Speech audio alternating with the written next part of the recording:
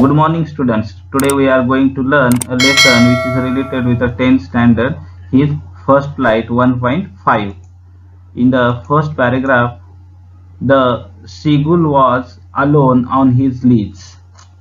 His two brothers and his sister had already flown away the day before.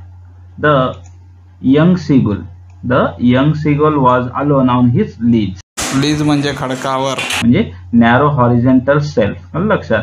तर काठावर जे काही young seagull होतं ते एकटंच होतं. The young seagull was alone on his lease.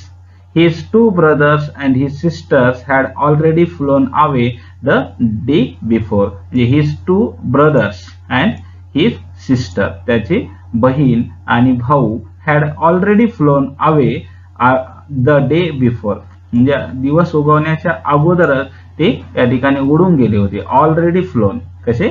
Already flown, had already flown. तर विद्यार्थी मित्रांनो, या वाक्यामध्ये आपल्याला हॅड ऑलरेडी फ्लोन हा जो काही शब्द दिलेला आहे याच्यावरून हा पास्ट परफेक्ट टेन्स आहे. तर his two brothers and his sisters had already flown away the day before. म्हणजे ते अगोदरच काय होते? उडालेले होते.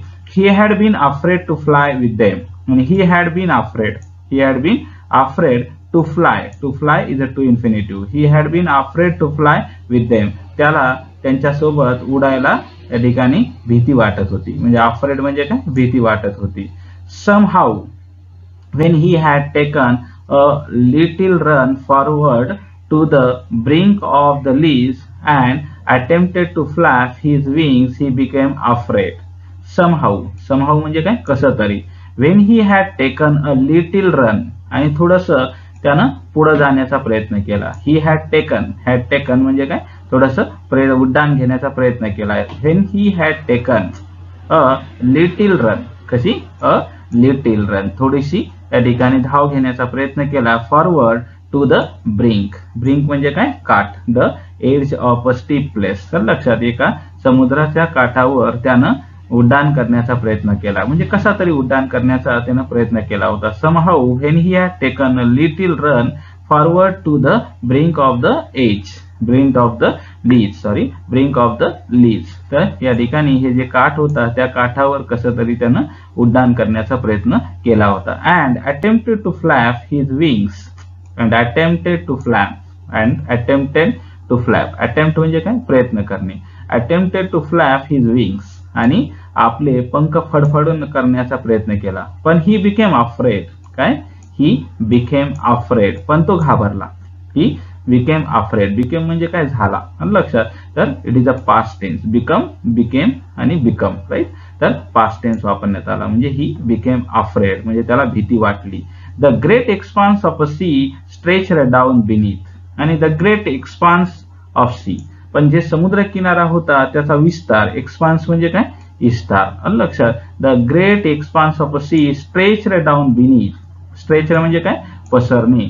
म्हणजे खोलवर अशा प्रकारे समुद्र किनारा दूरवर पसरलेला होता. म्हणजे the great expanse of a sea stretched down beneath and it was such a long way down, miles down. आणि हा समुद्र किनारा कसा होता? It was such a long way, आणि तो खूप लांबवर होता. म्हणजे छोटा समुद्र किनारा नव्हता. तर it was such a long way down, miles down. मैलोन मैले असा या ठिकाणी हा समुद्र किनारा तर दिसत होता. Right. He felt certain that his wings would never support him. आणि त्याला असं वाटत होतं. ही फेल्ट म्हणजे काय? त्याला वाटलं. लक्षात. Simple past tense. म्हणजे ही फेल्ट सर्टेन म्हणजे निश्चित, की that his wings would never support him. आता या वाक्यामध्ये जर आपण पाहिलं तर दोन क्लॉज दिसतात. लक्षात. एक आहे मेन क्लॉज आणि दुसरा आहे सबऑर्डिनेट क्लॉज. म्हणजे ही फेल्ट सर्टेन हा झाला मेन क्लॉज, आणि that his wings would never support him म्हणजे त्याचे पंख त्याला सपोर्ट करत नव्हते हा झाला सबऑर्डिनेट क्लॉज. लक्षात. So he bent his head and ran away back to the little hole under the ledge. आणि काय झालं त्यानं? So he bent his head, आणि त्याच्यामुळे त्यानं त्याचं जे डोकं होतं ते वाकवलं. बेंट म्हणजे काय? वाकवलं. या वाक्यामध्ये सुद्धा सिंपल पास्ट टेन्स आहे. He bent his head and ran away. Ran away back to the little hole. आणि जे समुद्र किनाऱ्यावर त्याचं छोटंसं घर होतं त्या घरामध्ये पुन्हा तो मध्ये गेला, म्हणजे छिद्रामध्ये पुन्हा तो गेला. Ran away back to the hole under the ledge. Under the ledge म्हणजे समुद्रा किनाऱ्यावर जे काठ होता त्या काठावर त्याचं घर होतं आणि ते घर कसं होतं? Little hole. कसं? Little hole. आणि त्याच्यामध्ये तो पुन्हा गेला. व्हेअर ही स्लेप्ट म्हणजे काय? जेथे. जेथे तो झोपायचा त्या ठिकाणी तो परत गेला. म्हणजे या ठिकाणी ऍडजेक्टिव्ह क्लॉज वापरण्यात आलाय. कोणता? Adjective clause. कसा? Ran away back to the little hole under the ledge. म्हणजे little hole under the ledge is a noun. या नामाबद्दल काय करण्यात आली? जास्त माहिती सांगण्यात आलेली आहे. लक्षात. विद्यार्थी मित्रांनो, तुम्हाला हा भाग चांगला कळत असेल. Even when each of his brothers and little sister whose wings were far shorter than his own. But even when each of his brother म्हणजे त्याचे जे भाऊ होते, each of his brothers and little sister आणि छोटीशी बहीण whose wings, whose म्हणजे काय? ज्याचे. लक्षात. whose म्हणजे ज्याचे या अर्थाने तो वापरले. whose wings were far shorter. फार म्हणजे काय? अतिशय या ठिकाणी शॉर्टर होते than his own. Than his own त्याच्यापेक्षा. पण ran to the brink. Ran to the brink पण ते काठावर उडत होते. रॅन टू द ब्रिंक म्हणजे ran to the brink. Brink म्हणजे काय? काठ. अँड फ्लॅप्ड देअर विंग्स आणि ते त्यांचे पंख सुद्धा फडफड करत होते. म्हणजे त्यांनी फडफड केली. ते फ्लॅप्ड देअर विंग्स म्हणजे flapped their wings and flew away. आणि एवढंच नाही तर ते उडाले सुद्धा. लक्षात. म्हणजे त्यांनी त्या ठिकाणी काठावर ते पळाले सुद्धा, उडाले सुद्धा आणि त्यांनी आपले पंख फडफड सुद्धा केले. And he failed to muster up courage to take that plunge which appear to him so desperate. म्हणजे काय? He failed to muster courage. Muster courage म्हणजे काय? Gather courage. म्हणजे धैर्य एकवटण्यामध्ये तो अयशस्वी झाला. He failed to muster up courage to take that plunge. Plunge म्हणजे काय? की या ठिकाणी उड्डाण करणे. म्हणजे या ठिकाणी तो उड्डाण करू शकला नाही. Plunge and which appear to him so desperate. Desperate म्हणजे काय? असह्य. त्याला ती गोष्ट असह्य वाटली. म्हणजे ती गोष्ट त्याला हेल्पलेस वाटली. त्याला वाटलं की आपण उडू शकत नाही. म्हणजे त्याच्या मनामध्ये तशा प्रकारची भीती निर्माण झाली होती. म्हणजे the afraid has created in his mind and so he can't fly. म्हणजे त्याच्यामुळे तो उडू शकला नाही. लक्षात. His father and mother had come around calling to him shrilly, upbraiding him, threatening to let him starve on his leisures unless he flew away. And his father and mother, त्याचे जे आई आणि वडील होते, had come. It is a past perfect tense. तर लक्षात. came. Okay. had come म्हणजे आलेले होते. His father and mother had come around calling to him आणि ते तिला आजूबाजूनं बोलत होते. अँड सिरियली म्हणजे काय? जोरजोराने, कर्कशपणे आवाज करत होते. अपब्रेडिंग म्हणजे काय? स्कोल्डिंग हिम म्हणजे त्याची खरडपट्टी काढण्याचा प्रयत्न करत होते. जोरजोरात ओरडत होते. Threatening to let him starve on his ledge. आणि एवढंच नाही तर त्याला धमकी देत होते. Threatening to let him starve म्हणजे काय? उपासमारी ठेवण्याचं.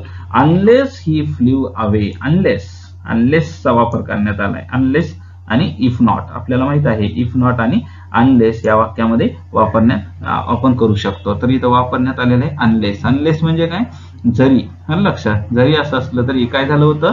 Threatening to let him starve on his ledge. On his ledge म्हणजे काय? नॅरो हॉरिझॉन्टल सेल्फ म्हणजे त्या काठावर त्याला उपाशी ठेवण्यासाठी ते काय म्हणत होते की जर तू उडाला नाहीस. जर म्हणजे काय? Unless he flew away. जर तू उडाला नाहीस तर तुला या ठिकाणी काय करू? उपाशी ठेवू. अशा प्रकारची धमकी त्याला देत होते. But for the life to of him he could not move. आणि but for the life of him पण त्याच्या जीवनामध्ये ही कुड नॉट मूव्ह म्हणजे तो हलू शकला नाही. लक्षात. तर विद्यार्थी मित्रांनो, या वाक्यामध्ये कोणता पास्ट टेन्स आपल्याला या ठिकाणी विचारलेला आहे? तर इथं सिंपल पास्ट टेन्स आहे. लक्षात. कॅनचं काय झालेलं आहे? कुड वापरण्यात आलेलं आहे. म्हणजे ही कुड नॉट मूव्ह म्हणजे तो काय झाला? ओढू शकला नाही, असं या ठिकाणी वापरण्यात आलेलं आहे. तर आपल्याला परीक्षेमध्ये आयडेंटिफाय द टेन्स असा प्रश्न विचारला जातो 1 मार्कासाठी, म्हणून आपल्याला काळ हा आणि क्लॉज सुद्धा चांगला असायला पाहिजे. तर next paragraph. In the next paragraph, that was 24 hours ago. That was 24 ago. म्हणजे ही घटना कधीची आहे? 24 तासापूर्वीची. म्हणजे that was 24 hours ago. तर विद्यार्थी मित्रांनो, याच्यामध्ये सब्जेक्ट आणि प्रेडिकेट कोणता आहे ते आपण बघूया. तर सब्जेक्ट हा डॅट आहे. कोणता? डॅट. आणि was 24 ago हे झालं प्रेडिकेट. राईट. आपल्याला माहिती आहे ज्याबद्दल या ठिकाणी वाक्यामध्ये बोललं जातं त्याला आपण सब्जेक्ट म्हणतो, आणि वाक्यामध्ये सब्जेक्ट बद्दल जी काही माहिती दिली जाते त्याला म्हणतात predicate. Right. That was 24 hours ago. म्हणजे या ठिकाणी या घटनेला किती तास झाले होते? 24 तास झाले होते. Since then nobody had come near him. तेव्हापासून then nobody had come near him, आणि तेव्हापासून त्याच्याजवळ कोणीही आलेलं नव्हतं. Had come near him. Near him म्हणजे काय? त्याच्या जवळ कोणीही आलं नव्हतं. Had come is a past perfect tense. लक्षात, कोणता काळ आहे? Past perfect tense. तर identify the tense, past perfect tense. Then nobody had come near him. त्याच्याजवळ कोणी आलं नाही. The day before. The day before. The day before म्हणजे काय? दिवस संपण्याच्या अगोदर. All day long he had watched his parents. आणि ऑल डे लॉंग संपूर्ण दिवस he had watched his parents. He had watched his parents flying about with his brothers and sisters. आणि तो पूर्ण दिवस पाहत होता. म्हणजे या ठिकाणी he had watched. had watched म्हणजे काय? त्याने पाहिलेलं होतं. he had watched his parents. त्यानं आपल्या आई वडिलांना पाहिलं होतं. flying about with his brothers and sisters. आणि आपल्या भावाबरोबर आणि बहिणीबरोबर उडताना. perfecting them in the art of flight. आणि ते त्यांना परफेक्ट करत होते. कशामध्ये? उडण्याच्या याच्यामध्ये. म्हणजे उडण्यामध्ये ते आपल्या मुलांना परफेक्ट करत होते. म्हणजे आई वडील त्या मुलांना मदत करत होते, पण जे यंग सेगुल होतं ते काही उडण्यासाठी तयार नव्हतं. Perfecting them in the art of flight. Teaching them how to skim. Teaching them how to skim the waves and how to dive to fish. आणि त्यांना ते शिकवत होते. Teaching them how to skim. How to skim म्हणजे teaching them how to skim म्हणजे कशा प्रकारे या ठिकाणी स्कीमिंग करायची, किंवा द एव्ज आणि लाटावर, एखाद्या लाटावरून आपल्याला उड्डाण कसं करायचं हे त्यांना शिकवत होते. The waves and how to dive for a fish. आणि एखादा मासा कसा पकडायचा. डाईव्ह म्हणजे काय? उड्डाण करून एखादा मासा कसा पकडायचा असं ते या ठिकाणी आपल्या मुलांना शिकवत होते. He had in fact seen his older brother catch his first herring and devour it standing on a rock, and while his parents circled around raising a proud cackle. लक्षात. तर कारण काय होत होतं की he had in fact seen his older brother. त्यानं आपल्या भावांना या ठिकाणी पाहिलं होतं. कॅच हिज फर्स्ट हिअरिंग म्हणजे काय? अ काइंड ऑफ फिश म्हणजे एक प्रकारचा मासा पकडताना, एक पहिला मासा पकडताना त्यानं त्यांना पाहिलेलं होतं. And डेव्हर it. डेव्हर म्हणजे काय? आधाशीपणे ते खात होता. लक्षात. आधाशीपणे आपल्या भावाला त्यानं मासा खाताना पाहिलं होतं. राईट. तर स्टँडिंग ऑन अ रॉक. आणि त्याचे जे आई वडील होते ते खडकावर बसलेले होते. While his parents circled around raising a proud कॅकल.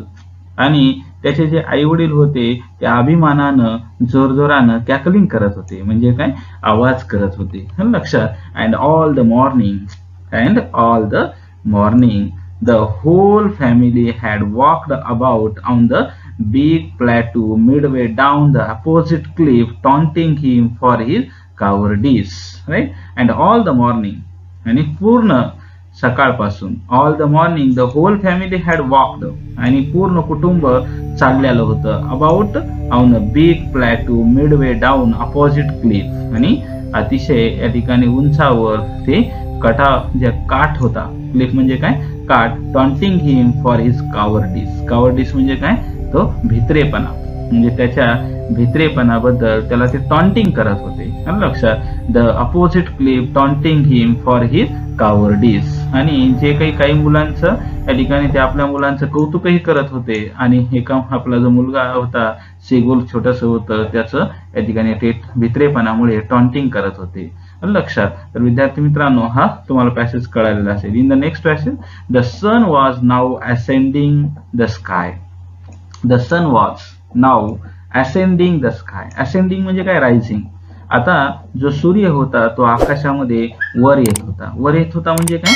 तो या ठिकाणी चढत होता, म्हणजे आता ऊन वाढत होतं. The sun was now ascending. Now ascending या वाक्यामध्ये कोणता काळ आहे?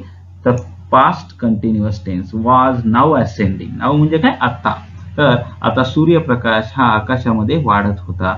Blazing on his lease. Blazing on his lease. Lease म्हणजे काय? काठ. लक्षात. Blazing on his lease that faced the south. आणि दक्षिणेकडे हा जो काही सूर्यप्रकाश होता तो मोठ्या प्रमाणावर वाढत होता, म्हणजे खडकावर त्या प्रकाशाचं या ठिकाणी परावर्तन होत होतं.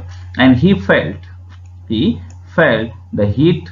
He felt the heat because he had not eaten since the previous nightfall. आणि he felt the heat. आणि त्याला आता उष्णता वाटत होती. म्हणजे जे यंग सीगुल होतं त्याला आता उष्णता वाटत होती. Because he had not eaten since the previous nightfall. Previous म्हणजे काय? अगोदरची. म्हणजे या ठिकाणी पहिल्या रात्रीपासूनच त्यानं काही खाल्लेलं नव्हतं. म्हणजे जी पाठीमागची रात्र होती त्या रात्रीपासून त्यानं काही खाल्लेलं नव्हतं. लक्षात. तर विद्यार्थी मित्रांनो, याच्यामध्ये आपल्याला क्लॉज दिलेला आहे. He felt the heat. He felt the heat या ठिकाणी फेल्ट हा वापरलेला आहे. आणि इथं काय वापरण्यात आले?